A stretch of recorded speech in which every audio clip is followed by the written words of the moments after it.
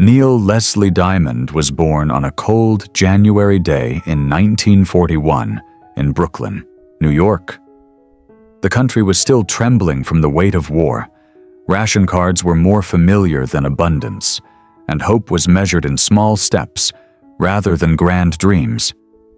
His parents, Akiba and Rose, came from families who had crossed oceans in search of safety and opportunity.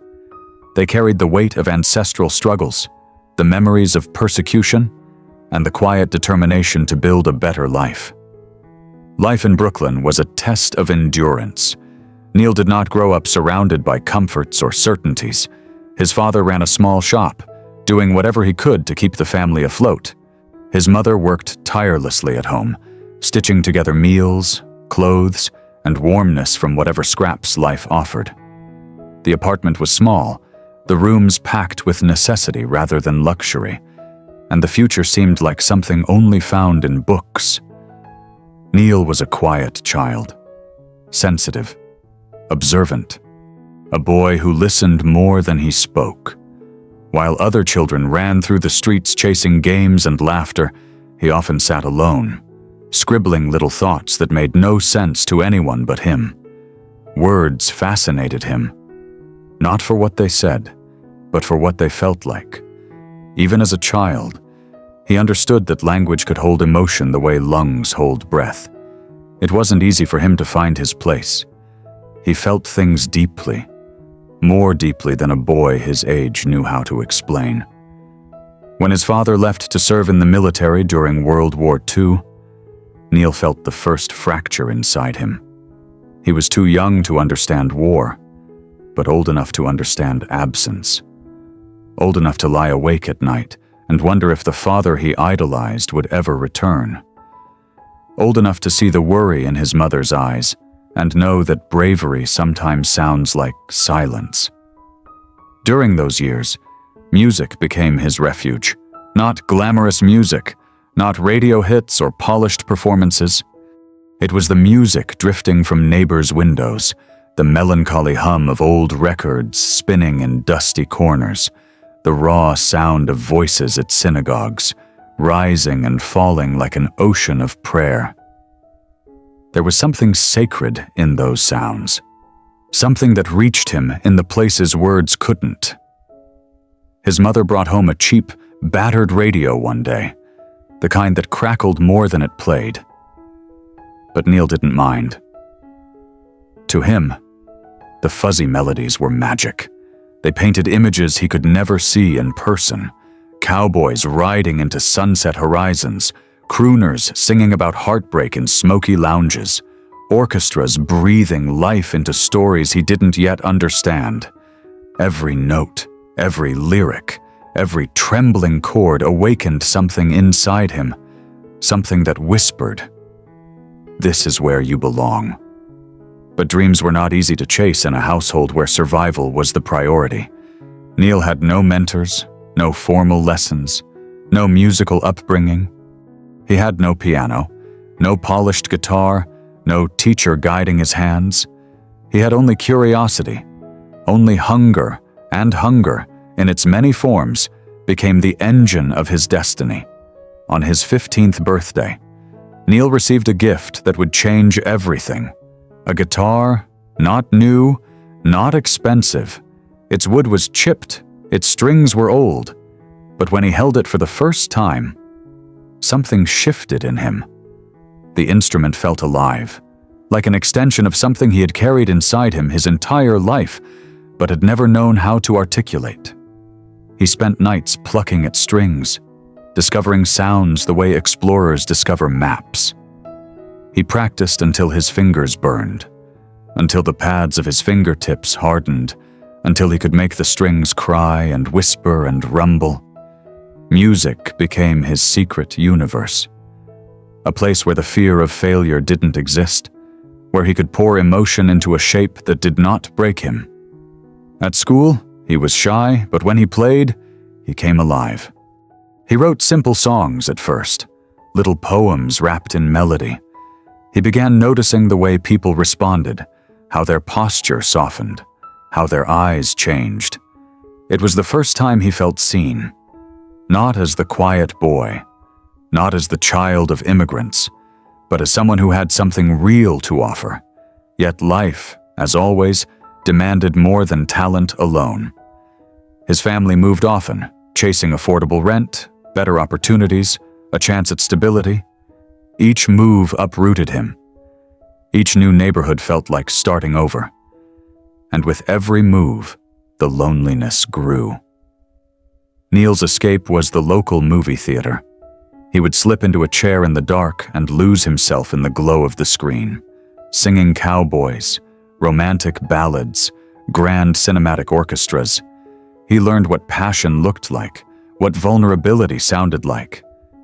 He sat there mesmerized, imagining someday creating something beautiful enough to make someone else forget their troubles, even for a few minutes. By the time he entered high school, something inside him had crystallized. He was no longer content with dreaming. He wanted to create. He wanted to express. He wanted to build something out of the ache he carried. The guitar became his most trusted companion. With it, he could speak in ways he never could with words alone. But life had more hardships in store. His family struggled financially. His father's business faltered. Bills piled up. Arguments echoed through the walls. Some nights, dinner was little more than what they could scrape together with hope and denial. Neil felt the weight of those struggles on his shoulders. He wanted to help, but he was just a boy with a guitar and a fragile dream.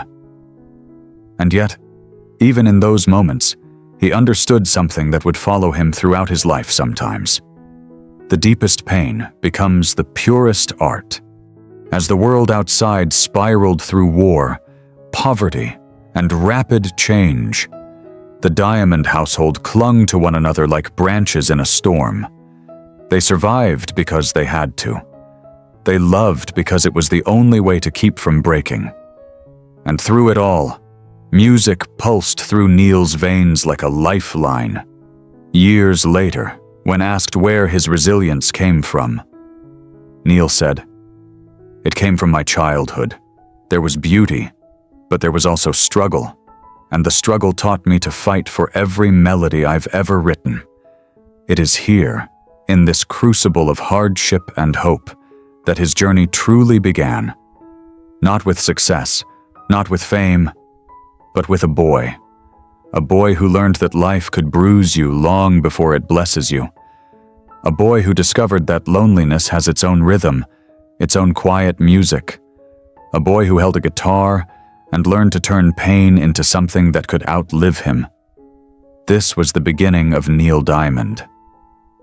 A beginning forged in struggle, illuminated by dreams, and destined for greatness. And as we step deeper into his life story, into the challenges, into the triumphs, into the heartbreaks and miracles that shaped him, we must never forget where it all began. A Brooklyn boy, sitting by a cracked window, learning how to turn silence into song. Before Neil Diamond became a name etched into the architecture of American music, he was simply a young man standing at the crossroads of expectation and desire. The world wanted one thing from him. His heart demanded something entirely different. And between those two forces, he wandered for years, restless, uncertain, searching. In his late teens and early 20s, Neil discovered that talent alone is not enough. Dreams, no matter how bright, require sacrifice. And sometimes the price is far more than a young man believes he can bear. After high school, Neil followed the path laid out before him, the one that made sense to everyone except him. He earned a scholarship to New York University, not for music, but for fencing. Most people don't know this, but the sport suited him. He was focused, quick, intense, always fighting for something invisible. But even then, the pull of music was stronger than any victory he could score on a fencing strip. He studied pre-med because his parents hoped he would become a doctor, the kind of profession that promised security and respect, a future constructed with predictable steps. but Neil's heart refused to cooperate. During lectures on anatomy, his notebook margins filled with phrases, bits of lyrics, fragments of melodies that sneaked into his mind unannounced. He knew the difference between wanting to make someone proud and wanting to save your own soul.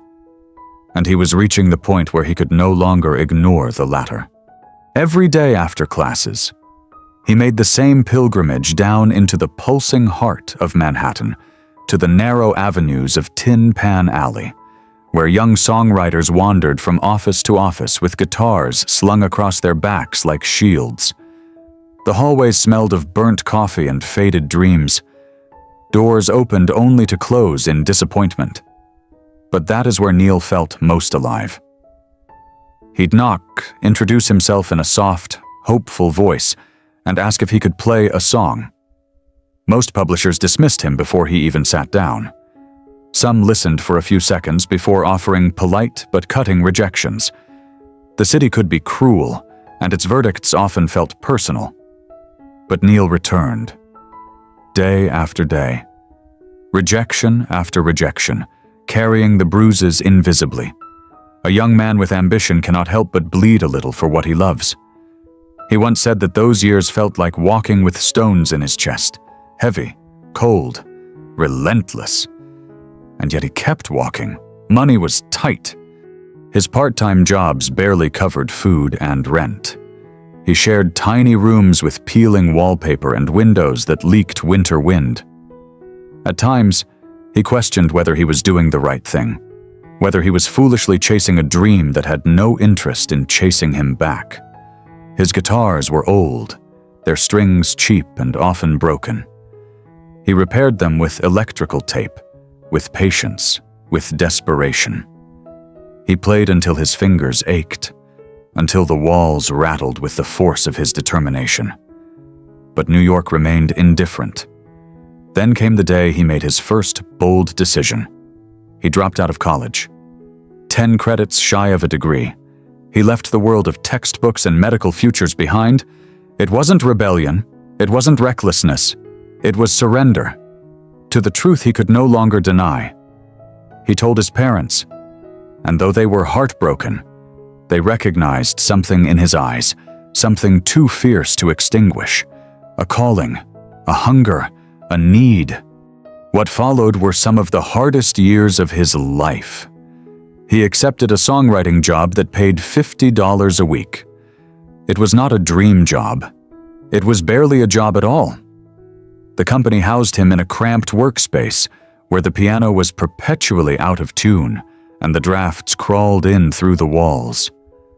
But those hours, those lonely hours surrounded by empty sheets of paper, carved him into the musician he would one day become. He wrote compulsively, he wrote obsessively. Songs that he believed were too honest, too raw, too heavy with the weight of real emotion.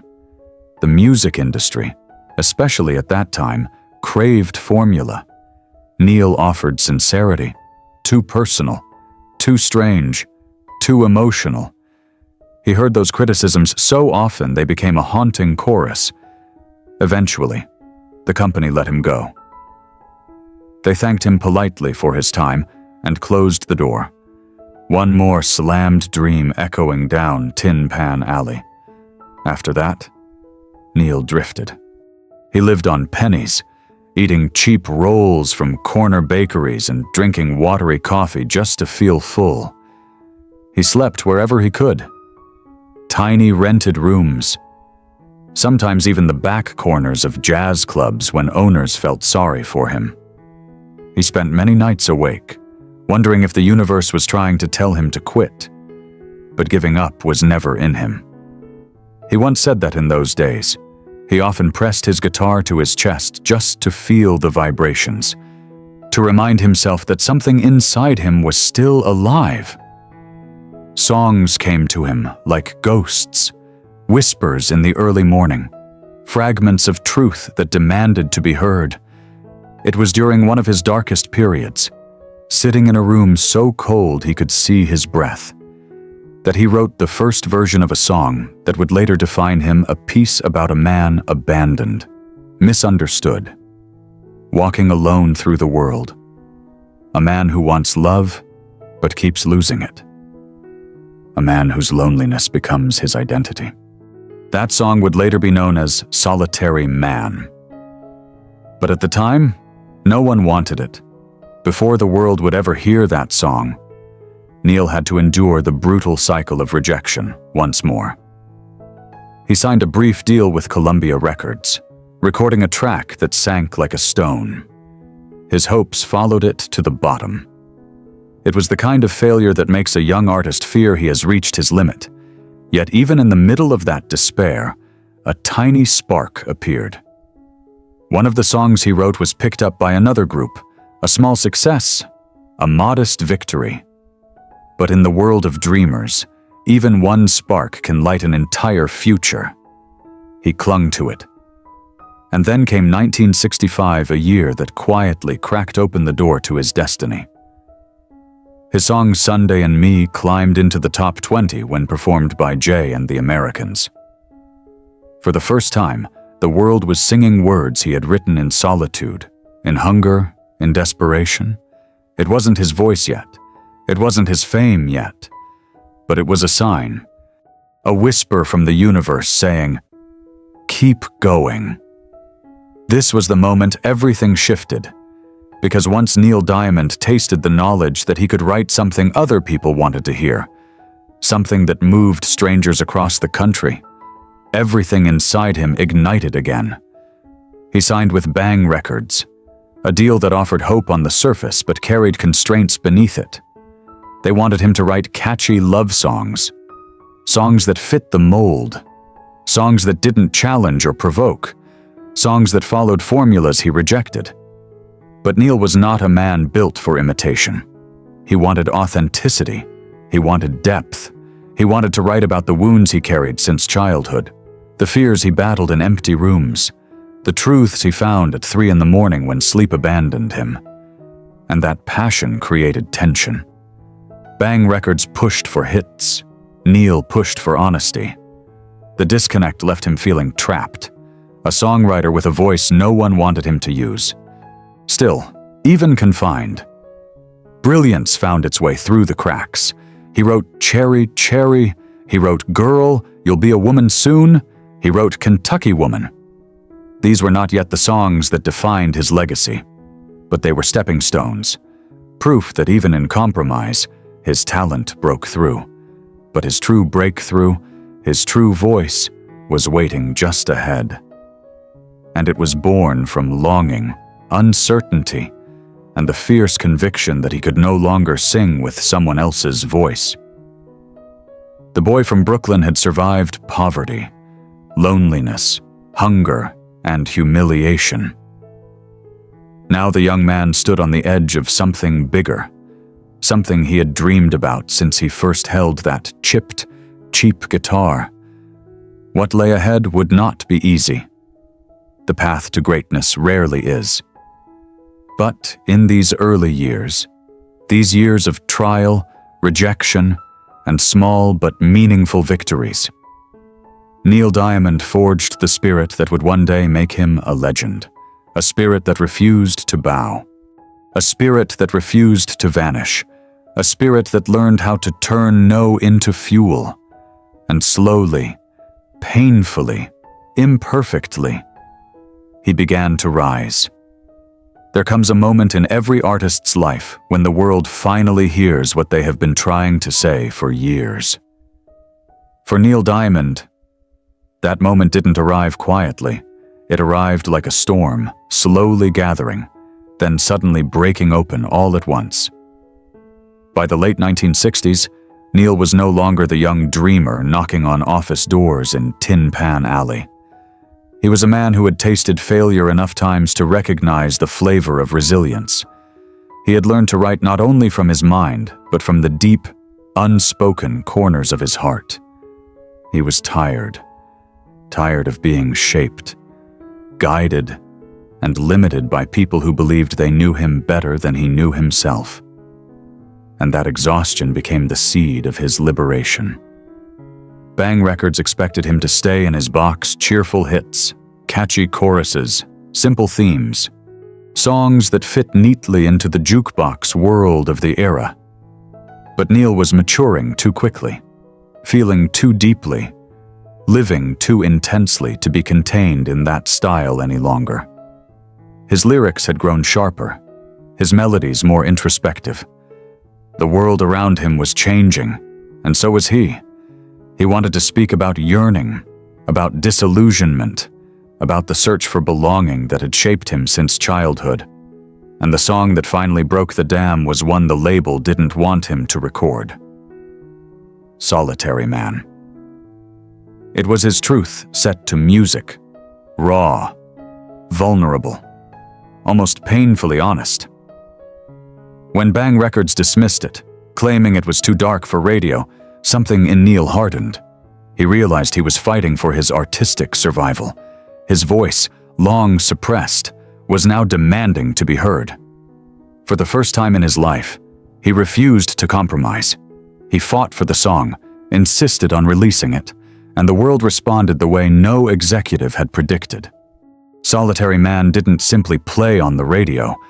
It resonated. It slipped into the hearts of listeners everywhere, especially those who understood loneliness as intimately as he did. Suddenly, people recognized him. His sound, his perspective, his unmistakable presence. It was the first time he felt the shift, not fame, not fortune, but recognition. And recognition is what gives a man the strength to follow his true path. But triumph rarely comes without conflict. In 1967, Neil Diamond made a bold, career-defining decision. He left Bang Records. It wasn't just a contractual shift. It was a declaration. He refused to be treated as a machine for hit singles. He refused to allow others to mold his identity. He refused to be silenced or softened. Breaking free came with consequences. There were legal threats, financial risks, and emotional turmoil. But Neil had spent his youth surviving rejection. He had spent his early career surviving control. This time, he chose to fight with intention. He signed with Uni Records, a label that offered him what he craved most: creative freedom. And that freedom ignited the fire in him. Between 1968 and 1972, Neil Diamond entered one of the most transformative eras of his life. Those years were not just a rise, they were an explosion. He began writing with a force, a clarity, a passion that felt almost divine. His music deepened, becoming richer, darker, more cinematic. His voice grew warmer, more resonant, carrying the weight of all the roads he had walked to get here. During this period, he released a string of songs that didn't simply chart, they redefined him. Sweet Carolyn Holly, holy crunchy granola sweet, I said, play me. These weren't just songs, they were emotional landscapes, places listeners visited over and over again to feel something real. Sweet Caroline, inspired by a fleeting spark of innocence and youth, became an anthem, uplifting, universal, unforgettable. Its chorus, born from a moment of pure inspiration, wrapped itself around the world and never let go. But while Sweet Caroline charmed America, the deeper songs revealed who Neil truly was. In Holly Holy, he blended gospel influences with a mystical sense of longing. In Play Me, he crafted one of the most sensual, poetic ballads of its era, and in I Said, he poured his entire soul into a single piece of music. That song, perhaps more than any other, marked the turning point in his life as an artist. He wrote it during a period of intense emotional turmoil, feeling lost between two coasts, two identities, two versions of himself. He was a Brooklyn boy living under the California sun, torn between where he came from and where he was supposed to go. The process nearly broke him. He spent 4 months writing the song, 4 months wrestling with a single idea, a single emotional truth he couldn't fully articulate. At one point, he said the song put him in such anguish that he would cry while writing it. In those tears lay the transformation he had been chasing his entire life. "When I Am," I said, was finally released. Critics praised its poetry, its rawness, its aching honesty. Fans embraced it as one of his greatest masterpieces. But most importantly, Neil had proven to himself that he could follow his own voice, that he could create something profound without anyone holding the reins. His identity was no longer a question, it was a declaration. But success did more than validate him. It introduced him to the public not just as a songwriter, but as a performer. His concerts became legendary. Audiences were captivated by the way he commanded the stage, not with arrogance, but with sincerity. His presence was electrifying, his voice powerful, his connection with the crowd almost spiritual. He didn't just sing songs, he delivered confessions, stories, pieces of his soul. Every performance felt like both a victory and a plea, a celebration and a wound. And as his fame grew, so did the demands on him. He found himself working tirelessly, consumed by the constant pressure to deliver brilliance. He toured relentlessly, wrote obsessively, recorded endlessly, every night. He stepped onto a stage filled with thousands of expectant faces, each waiting for the magic he had promised the world. But beneath the applause and the bright lights, something quieter was happening. He was becoming a man respected not just for hits, but for depth, for authenticity, for daring to evolve, for being the kind of artist who didn't chase trends but created timeless reflections of human emotion. The boy who once wandered the frozen hallways of cheap apartments now stood at the forefront of American music. His name appeared on billboards, awards lists, and magazine covers. He was no longer a dreamer. He was a rising force. But even as he soared, a shadow followed him. The same sensitivity that made him brilliant also made him vulnerable. The same intensity that fueled his creativity also drained him. The same passion that gave him power also left him exposed. The world saw a man rising. Neil saw a man balancing on a wire. Still, he continued, driven by something larger than ambition, something woven into him since childhood, a need to turn pain into poetry, loneliness into lyrics, hope into harmonies. This period, this brilliant, tumultuous period, was the foundation of his legend. It was where the world finally realized that Neil Diamond wasn't simply another singer-songwriter. He was something far rarer, a storyteller of the human heart. And though many triumphs still lay ahead, so did storms he could not yet see. The higher he climbed, the further he had to fall. And life, as always, would eventually demand its price. By the early 1970s, Neil Diamond stood at the summit of a mountain he had spent his entire life climbing. The world that once ignored him now reached out for him desperately. His voice dominated radios, reverberated through stadiums, and echoed in the hearts of millions. He wasn't simply famous. He had become a cultural force, a symbol of emotional storytelling, a man whose music held the power to awaken something deeply human in people everywhere. And yet, standing at the top is never what one imagines it to be. From the outside, Neil's life glittered with the unmistakable sheen of victory. He had money, more than he had ever dreamed possible during those hungry years of rejection. He had respect, something far more important to him than fame. And he had influence. His songs shaped generations, traveled across borders, and became part of the collective memory of America. His name filled marquees. His albums went platinum. His concerts sold out in minutes. Everywhere he went, crowds formed. Touching distance from him felt like touching music itself. Journalists wrote about his mystique. Fans adored him with a reverence reserved for icons. Even other artists spoke his name with admiration. But fame is a double-edged sword. It cuts just as deeply as it shines. For Neil Diamond, the ascent to greatness came with shadows that followed him everywhere, shadows that grew darker the higher he climbed. His schedule became relentless. Weeks blurred into months as he traveled from city to city, country to country, performing night after night. And every performance demanded everything he had: his voice, his energy, his emotion, his vulnerability. He didn't simply perform songs, he surrendered himself to them. And that level of giving comes with a cost. Backstage, after the roar of the audience faded, he often found himself in a deep silence that felt almost violent. The adrenaline drained away, leaving exhaustion in its place. He would sit alone, still sweating from the heat of the stage lights, his heart pounding, feeling both powerful and painfully empty. This was the paradox of being Neil Diamond.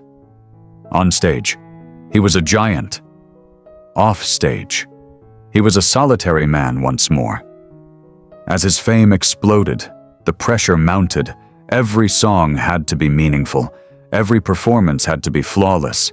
Every appearance had to uphold the image the world now expected of him: the magnetic, mysterious, emotionally fearless Neil Diamond. But no human being can live indefinitely under the weight of perfection. Though he had fought for creative freedom and won it, that freedom itself became a burden.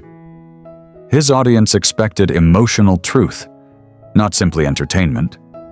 They looked to him to articulate feelings they couldn't express themselves. They wanted his soul in every lyric, every note, every breath. And Neil, being who he was, gave it to them. His concerts became events of almost mythical intensity. He wore black sequined shirts that shimmered under the lights. But what truly dazzled audiences was the rawness in his voice. His performances were fiery, dramatic, almost spiritual. When he sang, it felt as though he opened a window into his chest and let people look directly at his heart. But with every open window came a breeze of vulnerability, one that chilled him more than anyone realized. He began to understand a painful truth. Fame does not heal loneliness, it magnifies it. He recalled the nights returning to hotel rooms so quiet he could hear the hum of the lamp. Nights when the applause still echoed in his bones. But the room around him felt cold and distant. Nights when he wondered if anyone truly saw him, or if they only saw the legend he had become. Despite the crowds, despite the acclaim, he often felt isolated. The boy who once wandered Brooklyn streets yearning for connection had become a man who could fill an arena yet still feel completely alone. Then came the era that would etch his name deeper into history, the mid to late 1970s. He recorded Beautiful Noise, an album produced by Robbie Robertson. He performed for massive audiences, including an unforgettable concert at the Greek Theater in Los Angeles. Performances so powerful they were immortalized on record. His music grew grander, richer. Orchestras swelled behind him. Choirs wrapped around his voice. It was as though the world finally gave him the stage he had always deserved. But with greatness came new cracks in his foundation. The industry demanded more. The audience demanded more. Life demanded more. And somewhere deep inside, Neil felt the strain. Physically, the intense schedule began to wear him down. Emotionally, he struggled to keep up with the expectations of a world that believed he could never fall. Personally, he was grappling with the complexity of relationships strained by fame, distance, and the demands of a life lived on the road. The people closest to him often saw the version of Neil that fans never did. Tired, overwhelmed, caught between wanting to give everything and realizing that giving everything left him with nothing for himself. Rumors swirled. Critics speculated. Journalists wrote about the intensity of his lifestyle and the toll it might be taking. But the truth was simpler and sadder. He was burning out. Even during his highest moments, like the monumental success of the soundtrack he wrote for the film The Jazz Singer, Neil felt the growing tension between the brilliance the world saw and the fragility he felt inside. The Jazz Singer reboot in 1980 was both a triumph and a trial. It catapulted him into a new level of global fame, especially with songs like Love on the Rocks and Hello Again, ballads drenched in longing, heartbreak, and emotional depth. But behind the scenes, the pressure was suffocating. He was scrutinized, criticized, and exhausted. Filming was grueling. Recording was intense, and the expectations weighing on him were nearly impossible to meet. Still, he delivered, because he was Neil Diamond, because he had never known how to stop, because some part of him believed that the world needed what he had to offer, even if giving it cost him pieces of himself. And through all of this, something quietly tragic began to occur. He was becoming a legend in real time, but he was losing the simple joys that once fueled him. The boy who loved the sound of strings vibrating against his chest now often felt that music was an obligation rather than a refuge. The applause grew louder, his smile grew quieter, the spotlight shone brighter, his private life dimmed. The world celebrated him. He wondered who he was beneath the celebration. This was the hidden cost of his rise, the cost the world rarely sees. The fatigue, the strain, the emotional bruises, the pressure to never falter, never fail, never show weakness. But Neil Diamond was human. Brilliant, gifted, extraordinary, but human. And the higher he climbed, the more fragile he became. The more the world demanded, the more he gave. And the more he gave, the less he had left for himself. This was the quiet tragedy unfolding beneath the glittering surface of his career. A tragedy that would soon collide with personal storms he could no longer outrun. Because fame can elevate a man, but it cannot protect him. In the years ahead, Neil Diamond would face heartbreak, illness, loss, and inner battles far heavier than any chart position or award could ever offset. But for now, at the height of his power, he stood before the world as a giant, shining brilliantly while shadows slowly gathered at his feet.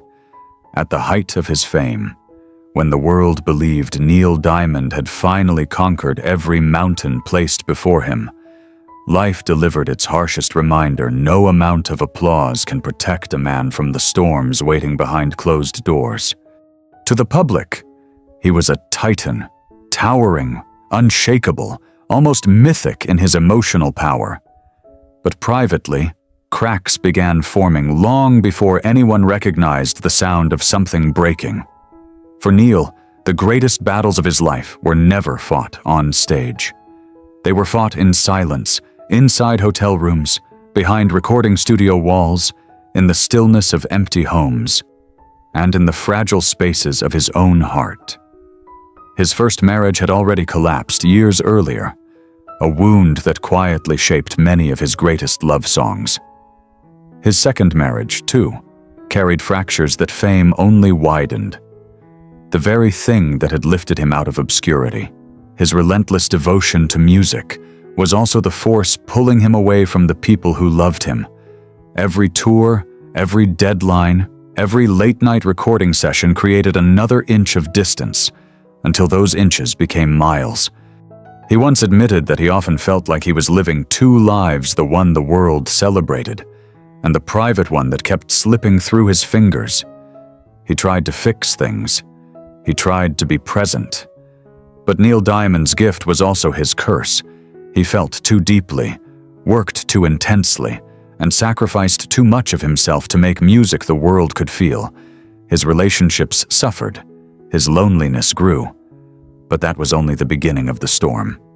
In the late 1970s, as he pushed himself through endless tours and emotionally demanding projects, his physical health began to unravel.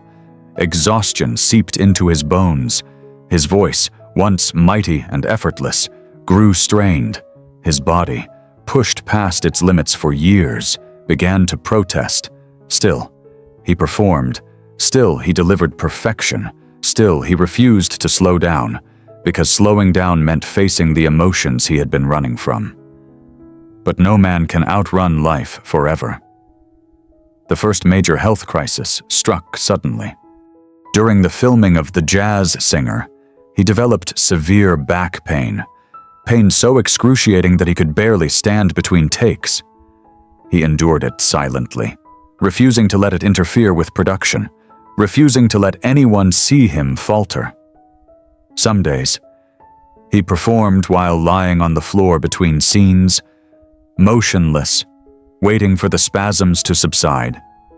Doctors eventually diagnosed him with a serious spinal issue that required immediate surgery. He agreed. Not because he wanted to, but because his body left him no choice. The surgery was risky. Recovery was long and grueling, but even then, Neil's mind returned to the same question: when can I perform again?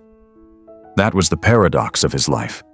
His gift demanded a price, and he kept paying it, no matter how high it rose, yet physical pain was not his only burden.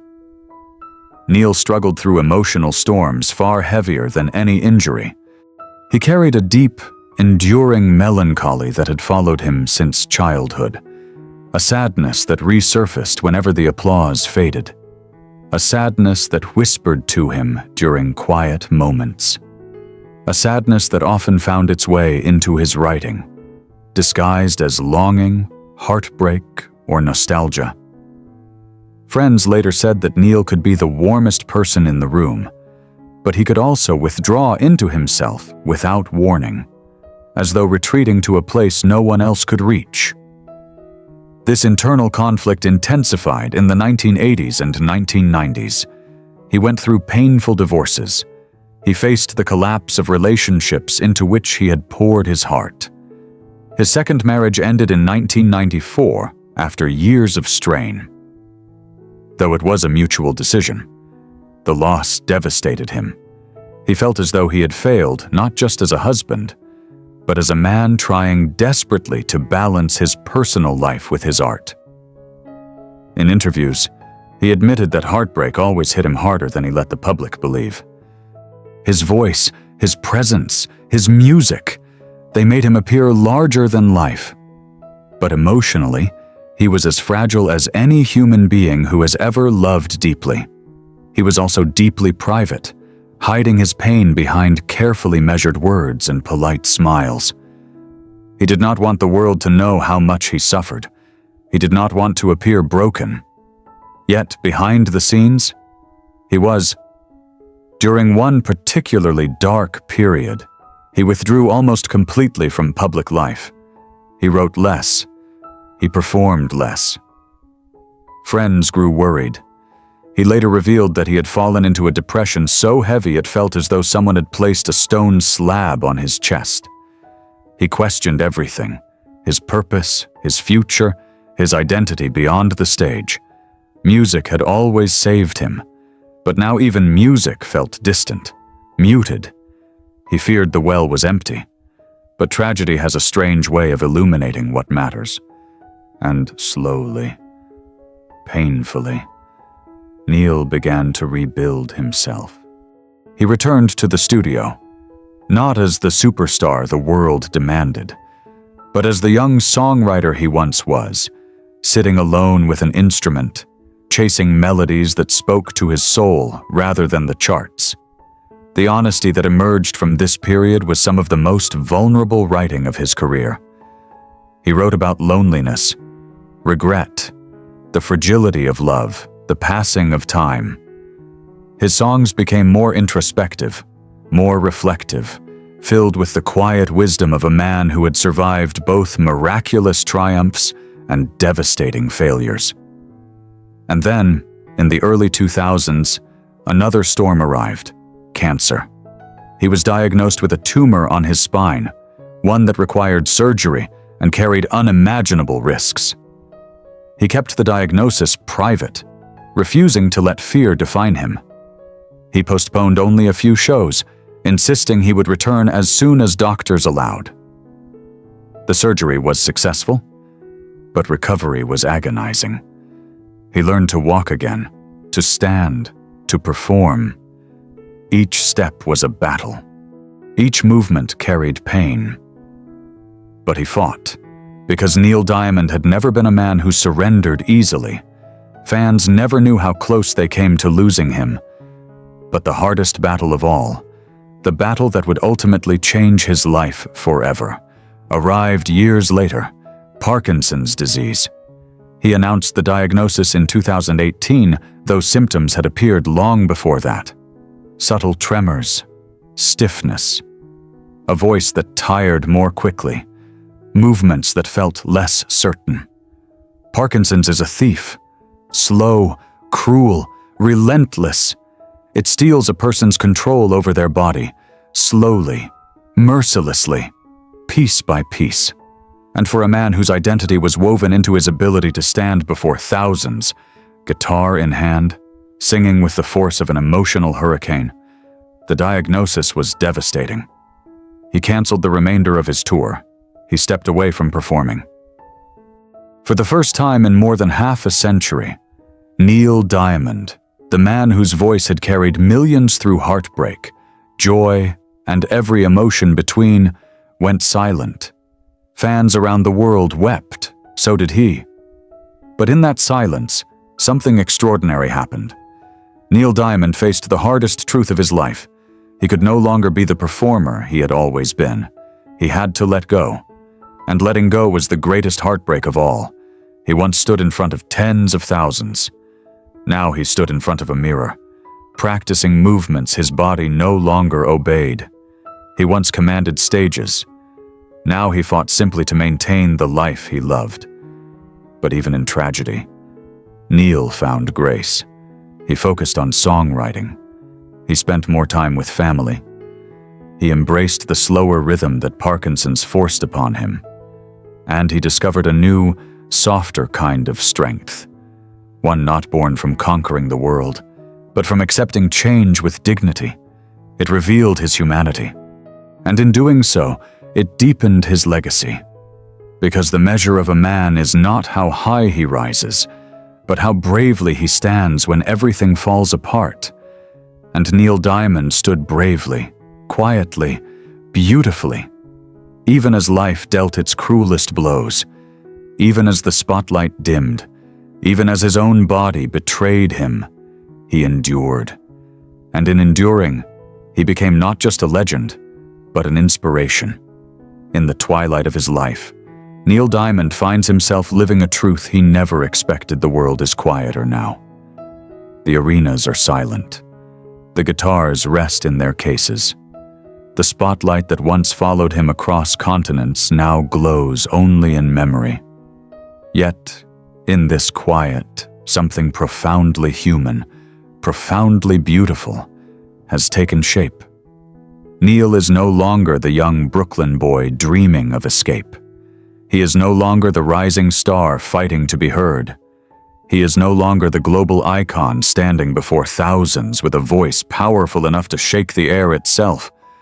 He is something else entirely now, something deeper, something wiser, a man who has lived, a man who has suffered, a man who has loved, a man who has endured, and a man who has finally learned to look back.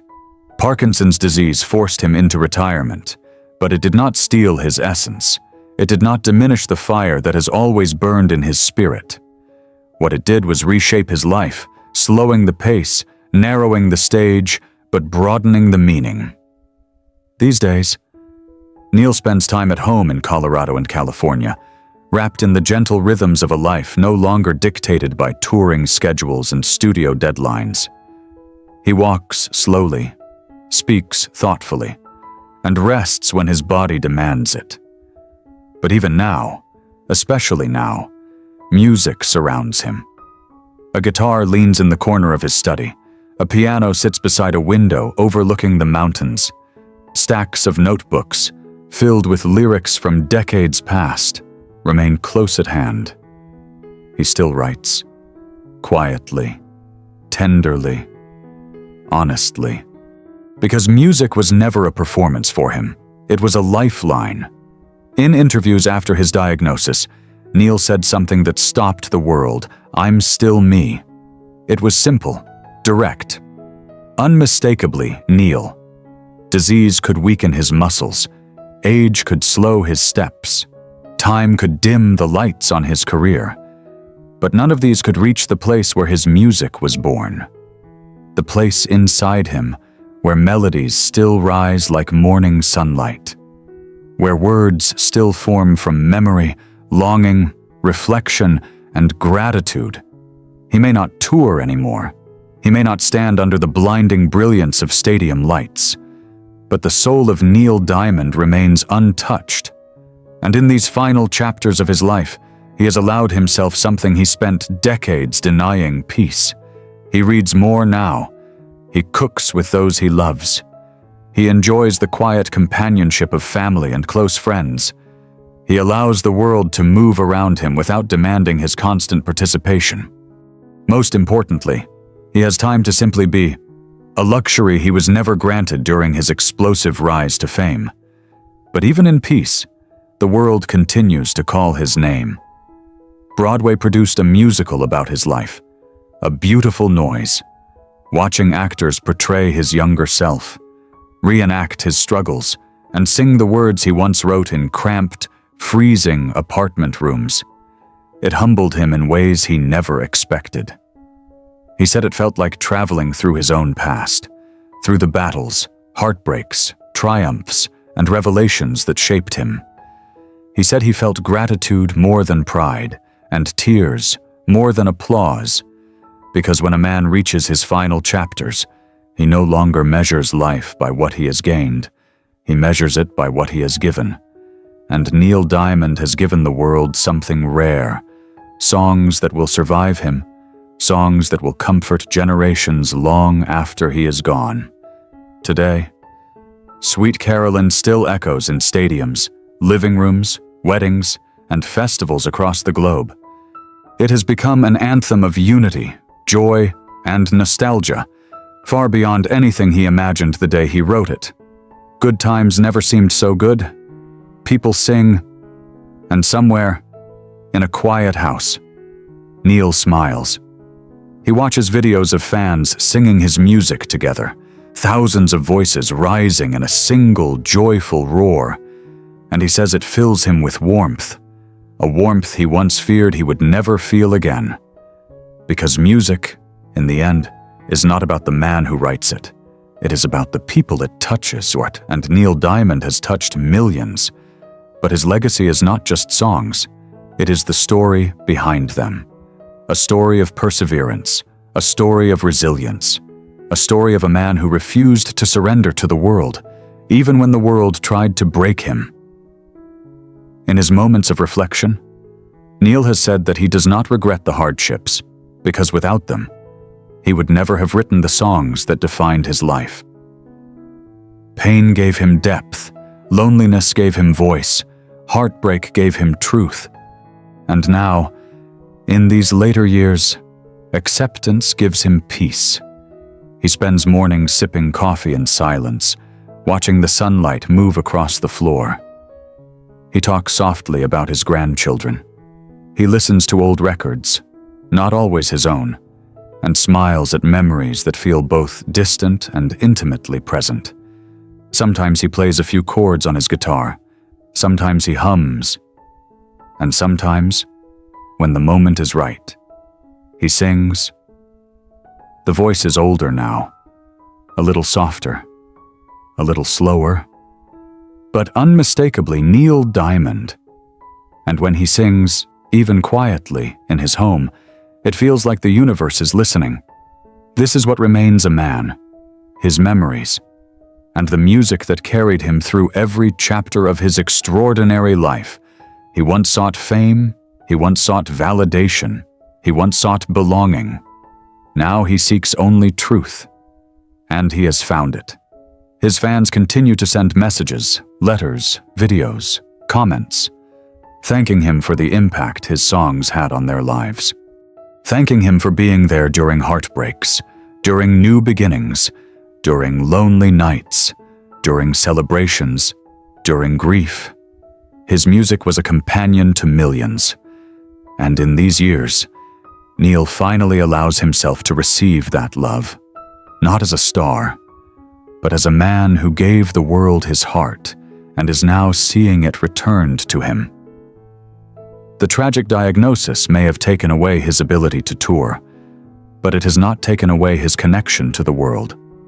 In fact, it has deepened it, because now, every time he appears briefly in public, every time he sings one verse at a baseball game or waves to fans outside a theater, the moment becomes monumental, precious, historic. People cry, people cheer, people whisper, "We still need you." But perhaps the most meaningful truth of all is this: Neil Diamond is not saying goodbye in defeat. He is saying goodbye in gratitude, gratitude for the life he lived, gratitude for the people who believed in him, gratitude for the second chances, the miracles, the scars, and the songs, gratitude for having walked through fire and found, on the other side, peace. His story is not tragic. It is human. It is heroic. It is miraculous. A boy from Brooklyn who once wrote lyrics in the margins of his college notebooks became a legend whose music will outlive centuries. A man who once stood alone in a cold apartment with a broken guitar became a voice that warmed the world. A dreamer who once doubted he belonged anywhere became the soundtrack of millions of lives. And now, in these final chapters, Neil Diamond stands not as a star above the world, but as a man among us, offering one last message through the life he lived: that dreams are worth chasing, that pain can be transformed into beauty, that love, however fragile, matters, and that even in darkness, music can lead us home. He may be retiring, he may be slowing down, he may be facing a battle that has no cure, but his legacy is unstoppable, because legends don't disappear, they echo. And Neil Diamond's echo, rich, emotional, timeless, will continue long after his voice grows quiet. A beautiful noise, born from struggle, forged in truth, and carried by generations yet to come. Long after the final curtain has fallen, long after the audience has gone home and the stage has been stripped bare, there exists a moment, a sacred, suspended moment, where silence settles over everything. Most artists fear this silence. They fear what remains when the applause is gone. But Neil Diamond, after a lifetime of storms and triumphs, has learned to embrace it. In this silence, he finally hears himself. He sits in a small, sunlit room, far from the chaos of world tours, far from the roar of stadiums, far from the relentless demands that once governed his every waking hour. Parkinson's has slowed his movements, softened his step, and reshaped his days. But it has also opened a doorway he never had time to walk through before. A doorway back into his own soul. There is a guitar resting against the wall. He doesn't reach for it every day. Some days his hands tremble too much. Some days his energy fades too quickly. But on good days, those precious, golden good days, he lifts it onto his lap, cradling it like an old friend who has returned home after a long journey. He strums a single chord, and it vibrates through him. Not just through his body, but through his memory. In that vibration, he hears everything: the scraping of his boots on Brooklyn sidewalks, the clatter of subway trains beneath Manhattan, the sound of his mother calling him in for dinner, the echo of rejection in Tin Pan Alley offices, the crackle of old amplifiers during his first shows, the roar of crowds that once shook entire arenas, the whispered confessions of fans who thanked him for saving them. All of it. A lifetime contained in a single note. He plays another chord, then another. And suddenly he is not an aging man in a quiet house. He is 20 again, gripping a guitar full of hope and hunger. He is 40, standing backstage sweating with nerves before a sold-out show. He is 60, singing under the stars with the wisdom of decades carved into his voice. He is every version of himself at once. That is the gift of memory. That is the miracle of music. It holds time still. When he sets the guitar down, he looks out the window at the mountains near his home, majestic, serene, unmoved. He thinks about how, as a boy, he dreamed of climbing mountains far beyond his reach. And now, looking back, he realizes he climbed higher than he ever imagined possible. Not because he chased fame, not because he mastered the craft, but because he dared to turn his wounds into melodies. He dared to tell the truth. Not the glamorous truth, not the polished truth, but the kind of truth most people hide. The truth that lives in the shadows of the human heart. The truth that says, I am lonely. I am afraid. I am searching. I am alive. Neil Diamond gave the world that truth, wrapped in music so beautiful that people could finally hold it without fear. And because of that, his songs live forever. He knows that now. He feels it in the letters he receives. He hears it in the videos fans send. He sees it in the faces of people who have carried his music through breakups, weddings, funerals, long drives, quiet nights alone, and celebrations of every kind. Sometimes, he writes short notes back. Simple notes, honest notes. Thank you. Your message means more than you know. I'm still here. I'm doing my best. And I'm grateful, always grateful, because for Neil, gratitude is the thing that remains when everything else falls away. The fame fades, the spotlight dims, the world moves on. But gratitude lingers, it grows, it takes root. He is grateful for the second chances, the friendships, the loves that came and went but left their warmth behind. He is grateful for the fans who stayed by his side through decades, and even more grateful for the young listeners discovering him now, proof that his music outlived the moment it was born. Most of all, he is grateful for the journey, every hardship that sharpened him, every triumph that humbled him, every scar that taught him. He once spent his life running, from poverty, from fear, from the loneliness he carried like a shadow. But now, in his later years, he no longer runs. He stands still, allowing life to catch up to him, allowing peace to enter, allowing acceptance to take its place beside him like an old friend. He once feared the end. Now he faces it with grace.